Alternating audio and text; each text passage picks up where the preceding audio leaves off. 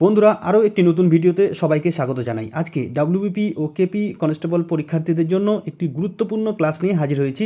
এখানে ইতিহাস, ভূগোল, সংবিধান ও সাধারণ বিজ্ঞান থেকে বাছাই করা এবং হুবহু কমনযোগ্য কিছু প্রশ্নোত্তর নিয়ে আলোচনা করা হবে। তাই শুরু থেকে শেষ পর্যন্ত অবশ্যই দেখবে। তো চলো বন্ধুরা, আর দেরি না করে আমরা দেখে নিই আজকে কি কি প্রশ্ন রয়েছে। আজকের প্রথম প্রশ্নটি ইতিহাস থেকে। সিন্ধু সভ্যতা মূলত কোন যুগের সভ্যতা?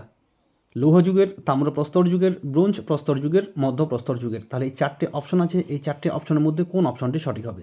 সিন্ধু সভ্যতা মূলত কোন যুগের সভ্যতা? এখানে অপশন বি তাম্রপ্রস্তর যুগের হবে সঠিক উত্তর। সিন্ধু সভ্যতা মূলত তাম্রপ্রস্তর যুগের সভ্যতা ছিল। তাহলে অপশন বি হবে সঠিক উত্তর। আজকের দ্বিতীয় প্রশ্ন দেখো বন্ধুরা, হরিসেন কোন রাজার সভাকবি ছিলেন?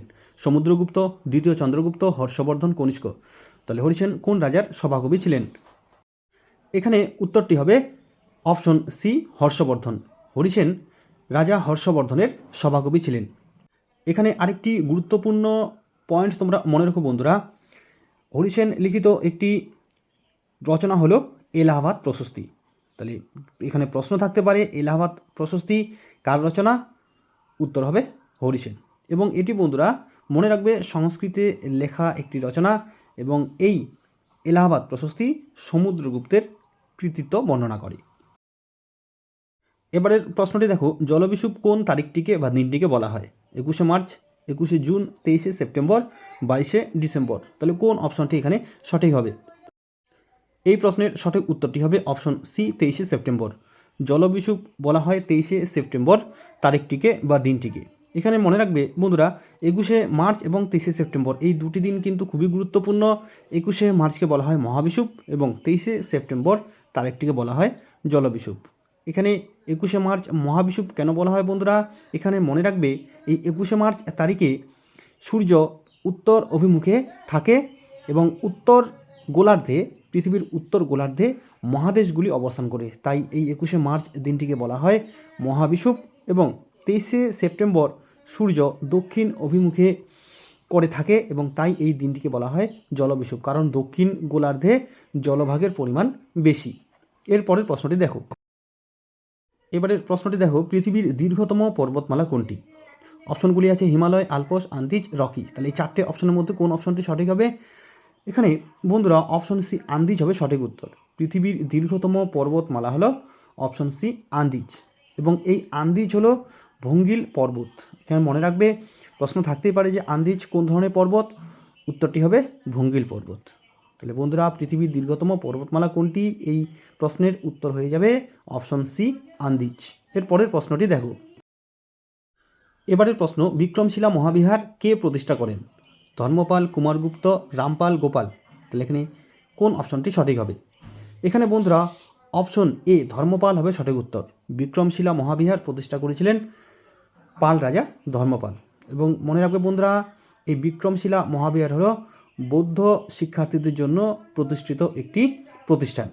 এরপরের প্রশ্নটি দেখো কি রয়েছে। আলোকবর্ষ কিসের একক? সময়, দূরত্ব, আলো, দীপন, প্রাবল্য। তাহলে আলোকবর্ষ কিসের একক? এখানে অপশন বি দূরত্ব হবে সঠিক উত্তর। আলোকবর্ষ হলো দূরত্বের একক। এরপরের প্রশ্নটি দেখো।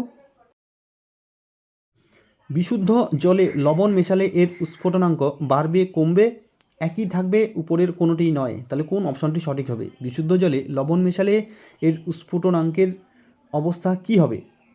বন্ধুরা এখানে অপশন এ বাড়বে। বিশুদ্ধ জলে যদি লবণ মেশানো হয় তাহলে এর স্ফুটনাঙ্ক বাড়বে। খুবই গুরুত্বপূর্ণ প্রশ্ন এটি, অনেক পরীক্ষায় কিন্তু এটি এসেছিল।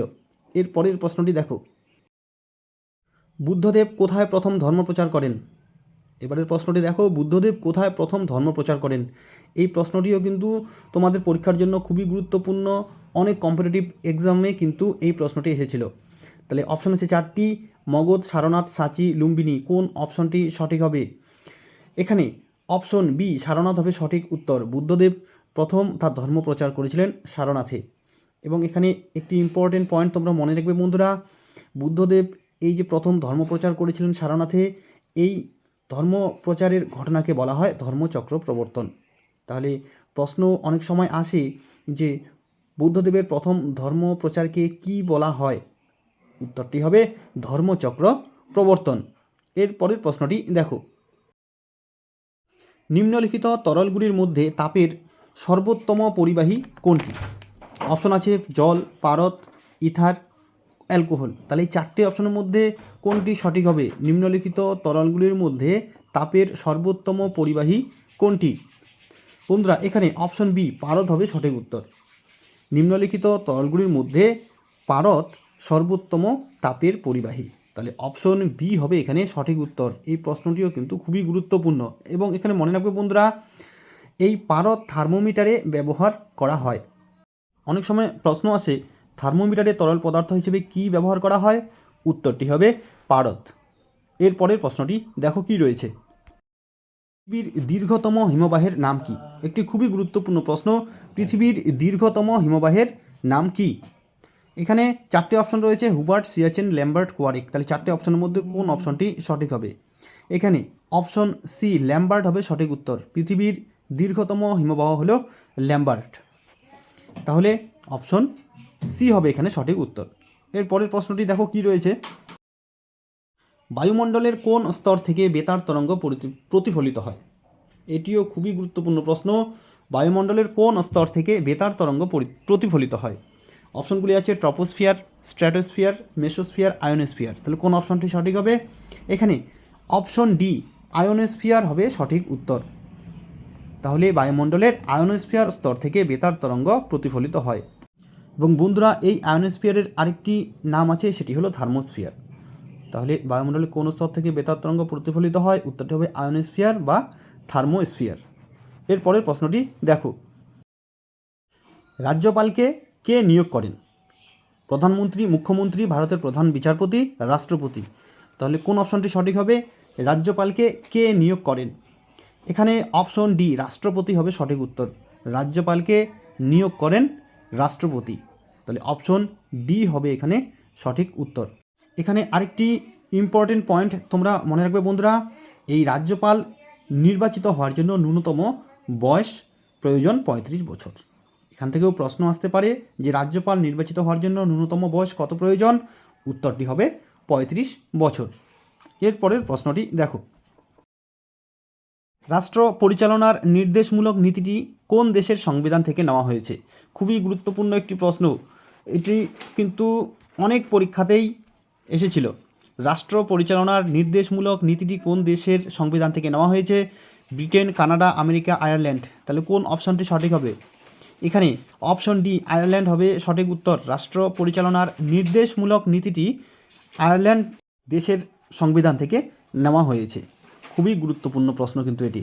এরপরের প্রশ্নটি দেখো, দক্ষিণ ভারতের ম্যানচেস্টার কাকে বলে? কোয়েম্বাটুর, মাদুরাই, বেঙ্গালুরু, চেন্নাই। তাহলে দক্ষিণ ভারতের ম্যানচেস্টার কাকে বলে? এখানে অপশন এ কোয়েম্বাটুর হবে সঠিক উত্তর। দক্ষিণ ভারতের ম্যানচেস্টার বলা হয় কোয়েম্বাটুরকে। এর পরের প্রশ্নটি কি রয়েছে দেখো বন্ধুরা, ভারতের শেষ মুঘল সম্রাট কে ছিলেন? ঔরঙ্গজেব, দ্বিতীয় আকবর, দ্বিতীয় বাহাদুর শাহ, আহমদ শাহ। তাহলে কোন অপশনটি সঠিক হবে? ভারতের শেষ মুঘল সম্রাট কে ছিলেন? এখানে অপশন সি দ্বিতীয় বাহাদুর শাহ হবে সঠিক উত্তর। ভারতের শেষ মুঘল সম্রাট ছিলেন দ্বিতীয় বাহাদুর শাহ। এবং এখান থেকে আরও একটি ইম্পর্টেন্ট পয়েন্ট তোমরা মনে রাখবে, এখান থেকেও প্রশ্ন আসে যে ভারতের শেষ মুঘল সম্রাট দ্বিতীয় বাহাদুর শাহকে কোথায় নির্বাসিত করা হয়? এই প্রশ্নের উত্তর হবে বার্মার রেঙ্গুনে, অর্থাৎ রেঙ্গুনে নির্বাসিত করা হয়। এবারের প্রশ্নটি দেখো, ভারতের সর্বাধিক জনঘনত্বযুক্ত রাজ্য কোনটি? উত্তরপ্রদেশ, বিহার, পশ্চিমবঙ্গ, মধ্যপ্রদেশ। তাহলে কোন অপশনটি সঠিক হবে? ভারতের সর্বাধিক জনঘনত্বযুক্ত রাজ্য কোনটি? এখানে অপশন বি বিহার হবে সঠিক উত্তর। ভারতের সর্বাধিক জনঘনত্বযুক্ত রাজ্য হলো বিহার। এখানে অনেক পরীক্ষার্থী বন্ধুরা উত্তরপ্রদেশ অপশনটি চুজ করে, কিন্তু উত্তরপ্রদেশ এখানে হবে না, বিহার হবে সঠিক উত্তর। এখানে মনে রাখবে উত্তরপ্রদেশ হলো ভারতের রাজ্যগুলির মধ্যে সর্বাধিক জনবহুল রাজ্য, অর্থাৎ সবচেয়ে বেশি লোক এখানে বাস করে, এবং বিহার হলো সর্বাধিক জনঘনত্বযুক্ত রাজ্য, অর্থাৎ প্রতি বর্গকিমিতে কতজন লোক বাস করে। এই দিক থেকে বিহার হবে সর্বাধিক জনঘনত্বযুক্ত রাজ্য। তাহলে ভারতের সর্বাধিক জনঘনত্বযুক্ত রাজ্য হলো বিহার এবং সর্বাধিক জনবহুল রাজ্য হলো উত্তরপ্রদেশ। এর পরের প্রশ্নটি দেখো কি রয়েছে, পশ্চিমবঙ্গের কোন জেলায় সবথেকে বেশি মালভূমি আছে? পশ্চিম মেদিনীপুর, মুর্শিদাবাদ, পুরুলিয়া, বর্ধমান। তাহলে এই চারটি অপশনের মধ্যে কোন অপশনটি সঠিক হবে? পশ্চিমবঙ্গের কোন জেলায় সবথেকে বেশি মালভূমি আছে? এখানে অপশন সি পুরুলিয়া হবে সঠিক উত্তর। তাহলে পশ্চিমবঙ্গের পুরুলিয়া জেলায় সবথেকে বেশি মালভূমি আছে।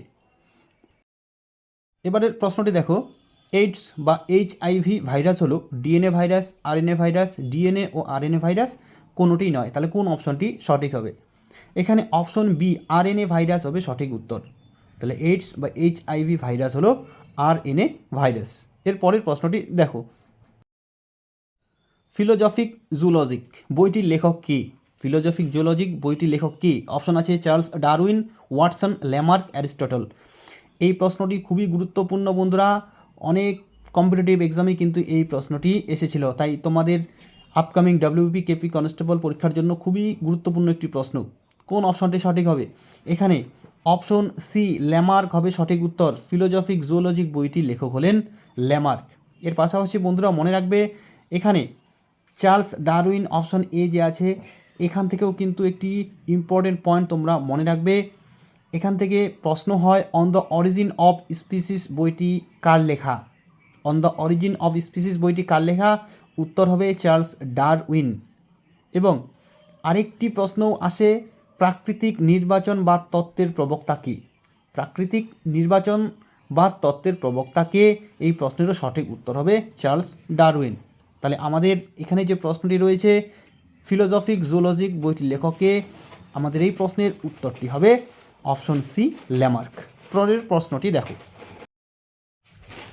সবচেয়ে সুপরিবাহী ধাতু কোনটি? সোনা, রূপো, অ্যালুমিনিয়াম, তামা। সবচেয়ে সুপরিবাহী ধাতু কোনটি? খুবই গুরুত্বপূর্ণ একটি প্রশ্ন।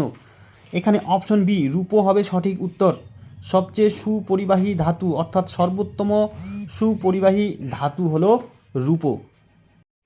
তাহলে বন্ধুরা আজকে আমরা WBP ও KP কনস্টেবল পরীক্ষা প্রস্তুতি হিসেবে 20টি গুরুত্বপূর্ণ প্রশ্ন ইতিহাস, ভূগোল, সংবিধান এবং সাধারণ বিজ্ঞান থেকে বাছাই করা এই 20টি প্রশ্ন উত্তর নিয়ে আলোচনা করলাম। আশা করি ভিডিওটি ভালো লাগবে। ভিডিওটি ভালো লাগলে অবশ্যই লাইক, কমেন্ট ও শেয়ার করবে। আজকে এ পর্যন্তই, ধন্যবাদ।